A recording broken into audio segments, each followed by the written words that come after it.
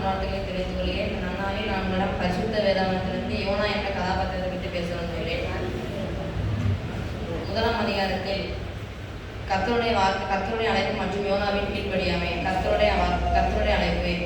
அமிதாயின் குமாரனாகிய யோனாவுக்கு கர்த்தருடைய வார்த்தை உண்டாகி, நினிவேயின் மக்களின் அக்கிரமம் என் சமூகத்தில் எட்டினது, அதனால் நீ நினிவேக்கு அதற்கு விரோதமாக பிரசங்கி என்றார். யோனாவின் கீழ்ப்படியாமை. ஆனால் யோனா கர்த்தருடைய சமூகத்திலிருந்து விலகி கர்த்தருடைய வார்த்தைக்கு செவி கொள்ளாமல் தர்ஷீஷு போகிற கப்பலில் சென்றானே. அதன் செல்கிற கப்பலில் பெருங்காற்று அடித்து கடல் கொந்தளித்தது. இதனால் மாலுமிகள் அனைவருமே பயந்தனரே. இந்த ஆபத்து யாரால் நேரிட்டது என்று சீட்டு போட்டு பார்த்தார்கள். அதில் யோனாவின் பெயர் வந்தது. யோனா தன்னை சமுத்திரத்தில் போட்டு விடுமாறு கேட்டான்.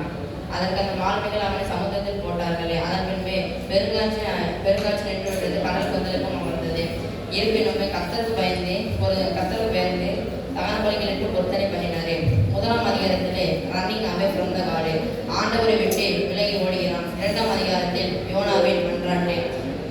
சமுத்திரத்தில் போட்ட யோனாவை ஒரு பெரிய மீன் விழுங்கும்படி கர்த்தர் ஆயத்தப்படுத்தினார். மீனின் வயிற்றில் யோனா கர்த்தருக்கு ஒரு விண்ணப்பம் பண்ணினானே.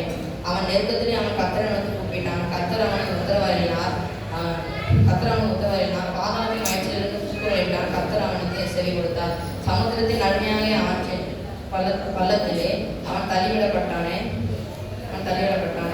அவன் ஆத்மா தோய்ந்து போகையில் அவன் கர்த்தரை நினைத்தானே. அதனால் கர்த்தர் மீன் கட்டளையிட்டார். அது நினிவேயின் கரையில் அவனை கக்கிவிட்டது. இரண்டாம் அதிகாரத்திலே running back with the god, ஆண்டவருக்கு பின் ஓடுகிறான். மூன்றாம் அதிகாரத்திலே த செகண்ட் சான்ஸ் ஆஃப் யோனாவின் இரண்டாம் அமைப்பு. இரண்டாம் தரம் கர்த்தருடைய வார்த்தை யோனாவுக்கு உண்டானது.